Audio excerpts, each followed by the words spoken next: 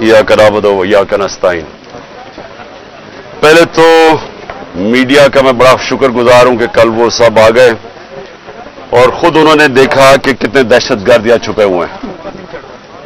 उसकी वजह से जो प्लान बना हुआ था, सारा ज़मान पाक के चारों तरफ पुलिस नाके लग चुके थे और तैयारी हुई थी धावा बोलने की, वो क्योंकि आपने सब ने जाके एक्सपोज कर दिया कि यहां कोई दहशतगर्द नहीं, तो उसकी वजह से ये मेरा घर बच गया।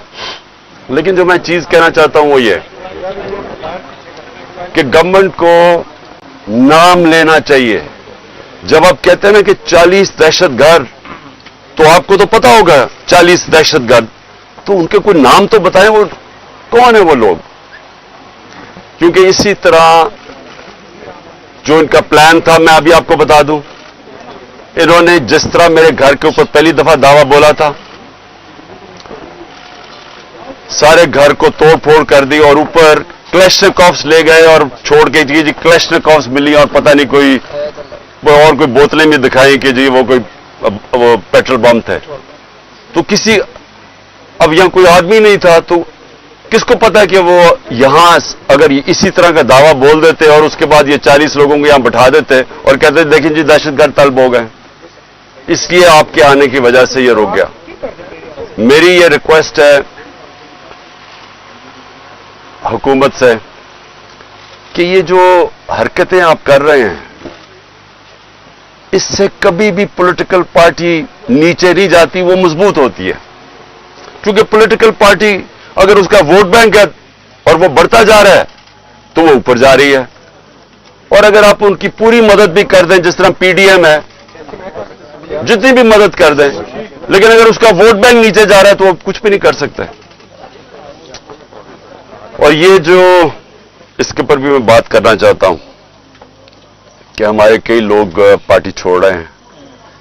मैं ये समझता हूं कि इनमें से खैर कई तो खैर मैं इतना जानता नहीं हूं, लेकिन मुझे एक के ऊपर सबसे ज्यादा अफसोस है। वो मेरा बहुत पुराना हमारी पार्टी की, जिसने बड़ी जान मारी, आमिर कियानी की, तो मुझे बड़ा अफसोस हुआ उसके जाने का।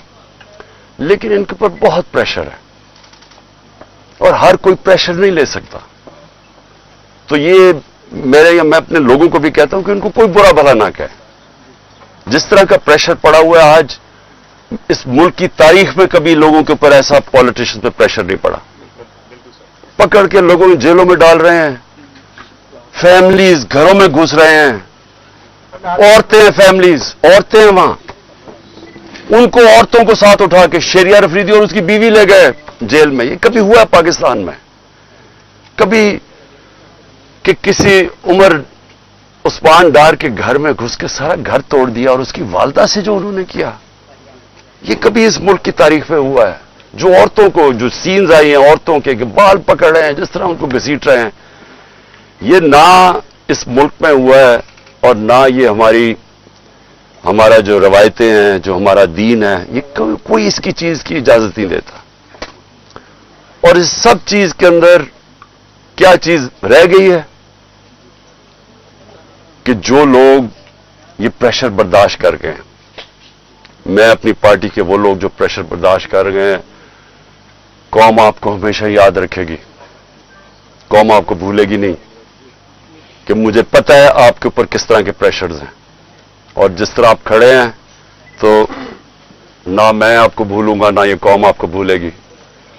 और मुझे ये भी मैं वाज़ेह कर दूं, क्योंकि ये इस तरह का प्रेशर शायद ही कभी किसी की पार्टी के लीडर के ऊपर या उसकी पार्टी के मेंबर्स के ऊपर डाला हो, जो इस वक्त हमारे ऊपर पूरा प्रेशर डाला जा रहा है।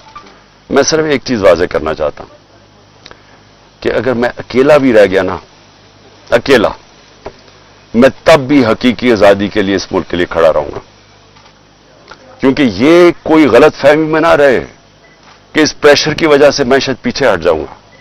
जिसके ऊपर 2 कातलाना हमले हो चुके हों,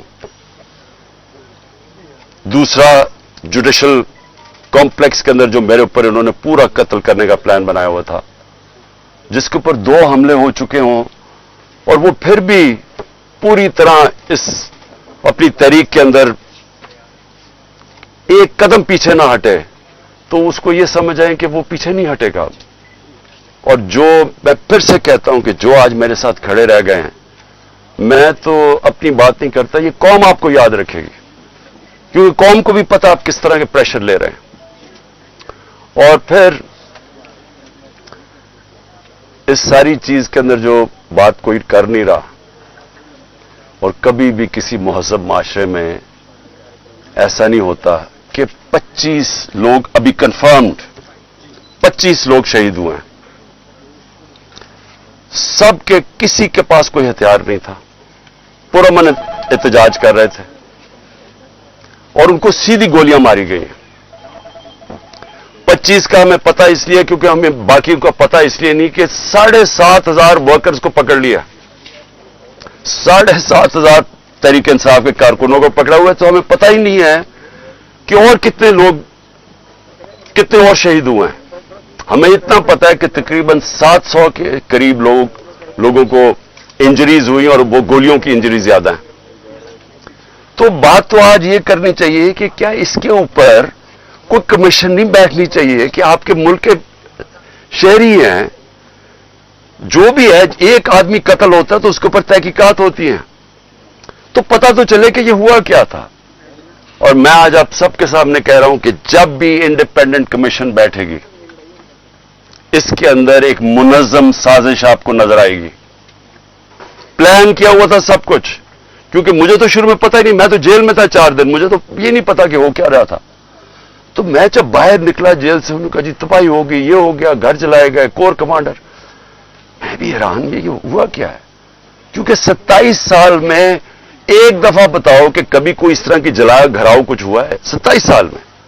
जब मुझे गोलियां लगती हैं तब तो, और मैं एक आर्मी ऑफिसर को नाम लेता हूं उसका, इंटेलिजेंस ऑफिसर को, तब तो कोई नहीं जलाता, कब तो कोई बिल्डिंग्स ही जलती। तो ये एकदम क्या हुआ है? तो इसका हमें मुझे पूरी तरह अंदाजा, और मैं आज डिमांड करता हूं कि जब और बनाई जाए, क्योंकि ये बहुत बड़ा मुल्क के अंदर 4 दिन जो हुआ है, एक इंडिपेंडेंट कमीशन बनाई जाए। और इंडिपेंडेंट कमीशन में क्या चीज सामने आएगी, मैं अभी आपको बता देता हूं क्या चीज सामने आएगी, क्योंकि मेरे सामने तो फैक्ट्स आ गए हैं। हम आपको सबूत देंगे कि कैसे प्लान करके लोगों को हमला करवाया गया है फौजी इमारतों के ऊपर। पिंडी के अंदर पुलिस ने पीछे से, क्राउड आगे खड़ा था, पीछे से पुलिस ने इनके ऊपर टेयर गैसिंग करके उनको जीएचक्यू की तरफ धकेला है, और रास्ते में कोई पुलिस नहीं थी जीएचक्यू के।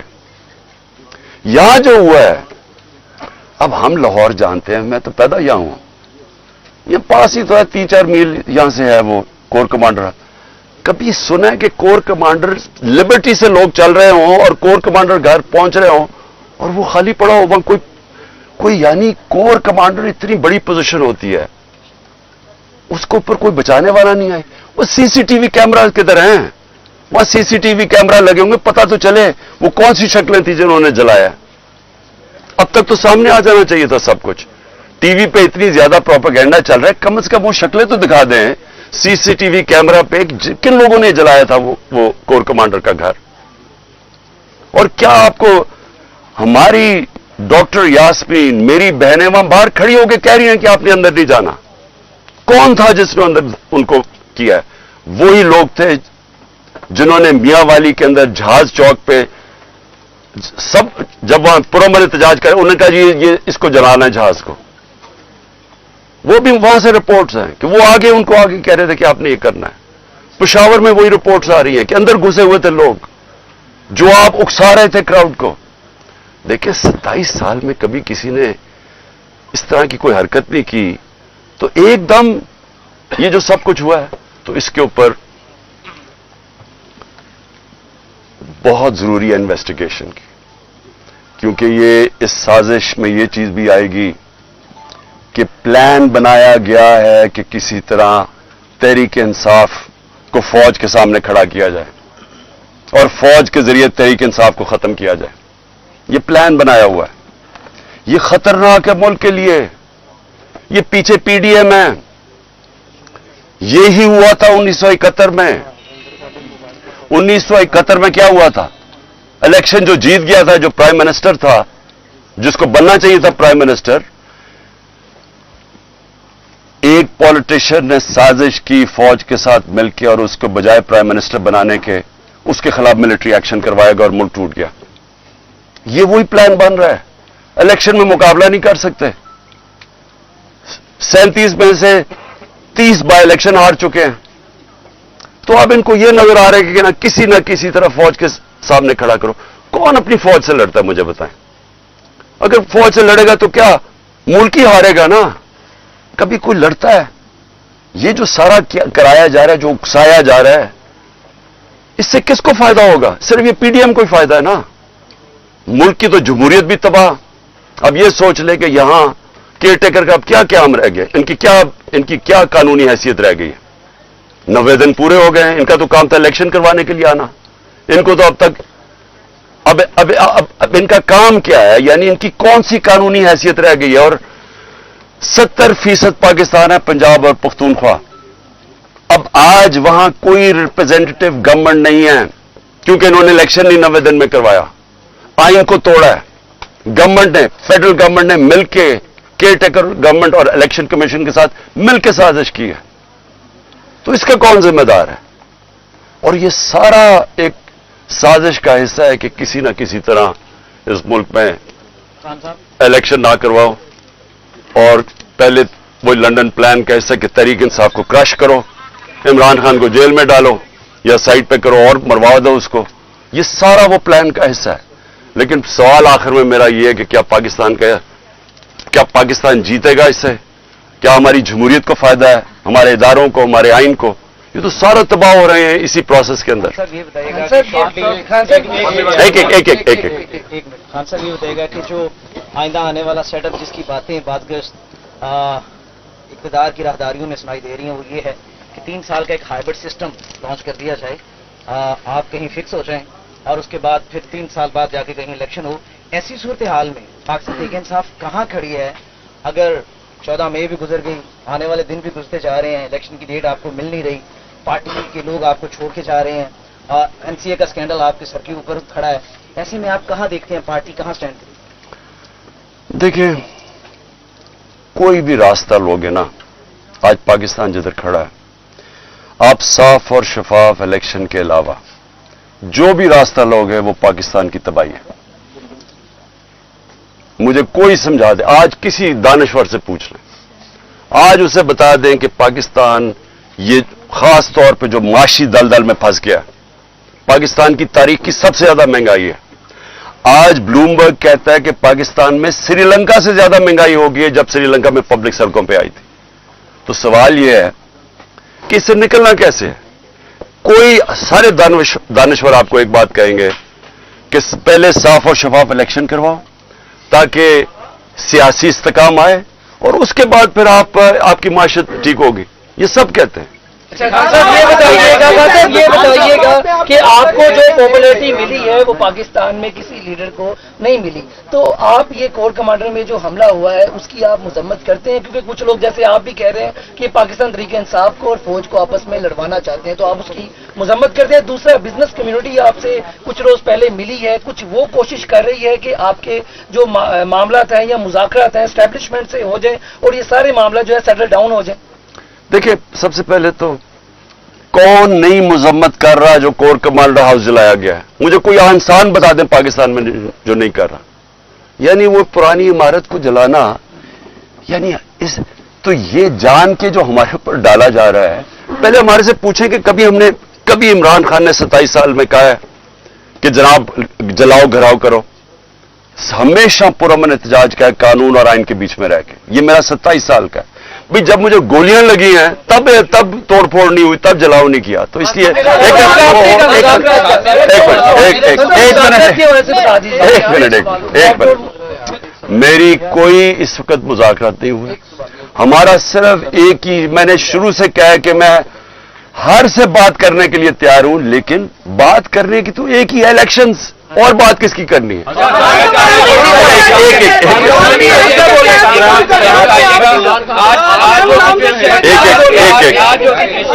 جو سچویشن تحریک انصاف کے ساتھ बनी हुई है, सूरत हाल बनी हुई है, आप नहीं समझते कि आप ना कौमी असम्बली से निकलते, ना खैबर पख्तूनख्वा की असम्बली तहलील करते, ना पंजाब की असम्बली तहलील करते, तो आप मुनज़्ज़म तरीके से पार्लियामेंट के अंदर बैठ के जमहूरी तरीके से अपनी जद्दोजहद करते, शायद आप अपने मकसद में कामयाब होते, क्योंकि इलेक्शन डिमांड थी वो तो पूरी नहीं हुई। एक मिनट, अगर आप ये मुझे कह रहे हैं कि पाकिस्तान का आइन वाज़े तौर पे जब कहता है कि जैसी आपकी असेंबलीज डिसॉल्व होंगी 90 दिन में इलेक्शन होगा, इसके ऊपर सारे पाकिस्तान के सुप्रीम कोर्ट के जजेस मुत्तफिक है, सारे पाकिस्तान के वकील मुत्तफिक है, तो हमने अपनी असेंबलीज और नून लीग के लीडर्स ने स्टेटमेंट्स दिए कि अगर आपको इलेक्शन चाहिए तो अपनी असेंबलीज डिसॉल्व कर दें। सब सुन बात तो पूरी कर। अब मुझे ये बताएं, एक मिनट, अब मुझे ये बताएं कि अगर लोग आइन पे नहीं चलने के लिए तैयार तो उसमें मैं क्या करूं? एक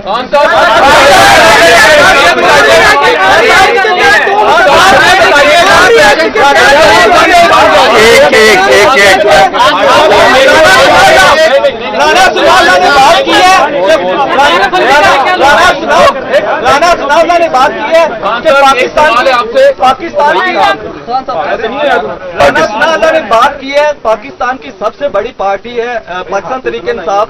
राणा सुनावला ने बात की है कि हम इसको 4th शेड्यूल में लेके जाने लगे हैं। पाकिस्तान तहरीक इंसाफ ने इसके लिए क्या जो अपना अगला लाहे अमल बनाया है कि अगर 4th शेड्यूल में अगर आपकी पार्टी जाती है तो पाकिस्तान की सबसे बड़ी पार्टी है, तो क्या आपका लाहे अमल है? देखो,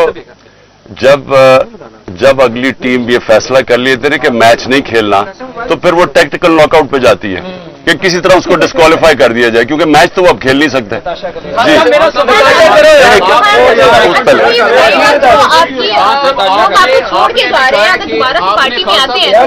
वेलकम करेंगे दोबारा से?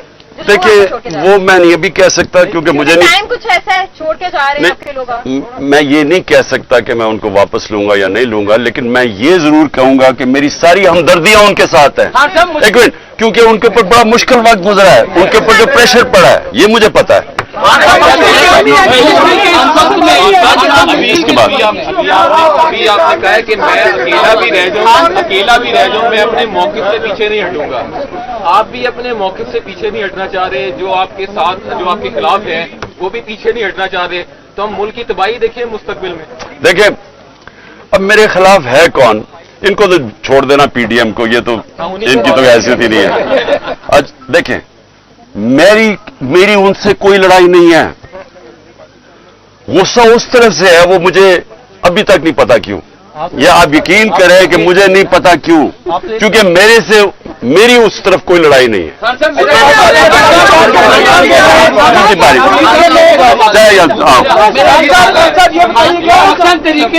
मुश्किल घड़ी में जब इसके ऊपर सख्तरीन क्रैकडाउन गुजर है, आपने सदर बनाया चौधरी परवेज लाई साहब को, उनके ऊपर तो कोई क्रैकडाउन नहीं है, वो इस वक्त कहाँ है?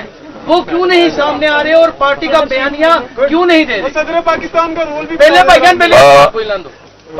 परवेज लाई के घर में जो हुआ है, उसका पत्थर बंद गाड़ी ने उसका घर तोड़ा है, जो औरतों से हुआ है, जिस तरह का वो, यानी क्योंकि मुझे तो पता है मेरे घर में वो हुआ है, मेरी बीवी अकेली, यहाँ पत्थर बंद गाड़ी ने दरवाजा तोड़ा और यहाँ 40 पुलिस वाले चारों ऊपर नीचे। यानी देखें, जो ये किया जा रहा है ना, मैं सिर्फ आपको एक बात बताना चाहता हूं, ये इस मुल्क की तारीख में नहीं हुआ, और मुझे समझ नहीं आ रही कि इससे अचीव क्या करने की कोशिश करें। मुझे सिर्फ एक ही समझ आ रही है कि 1 साल से पार्टी को खत्म करने की कोशिश की जा रही है, वो पार्टी और मजबूत होती जा रही है, वोट बैंक और बढ़ता जा रहा है।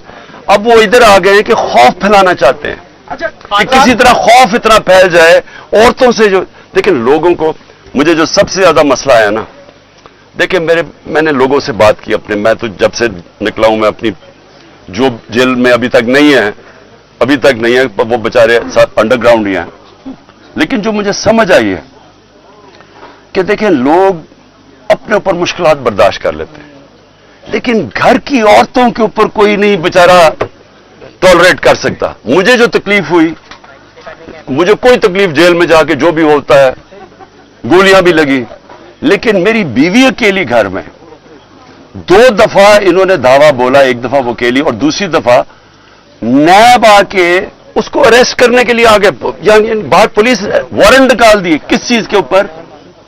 कि वो ट्रस्टी है। ये आज तक दुनिया में नहीं हुआ। ट्रस्टी को ना कोई पैसा मिलता है, ना तनख्वाह मिलता है, ना कुछ होता है। वो ट्रस्टी होने के ऊपर एक और ट्रस्टी भी किसका? अल कादर का उसका है क्या कि सीरत नबी के ऊपर रिसर्च करनी है, यानी वो यूनिवर्सिटी है जो बच्चों को नबी सल्लल्लाहु अलैहि वसल्लम की लीडरशिप क्वालिटी से खड़ा करना है। उसकी ट्रस्टी होने के ऊपर उसके ऊपर उन्होंने वारंट निकाल दिया। ये कभी ऐसे नहीं हुआ। मैं सिर्फ ये कहना चाहता हूं औरतों के ऊपर कभी ऐसे नहीं हुआ।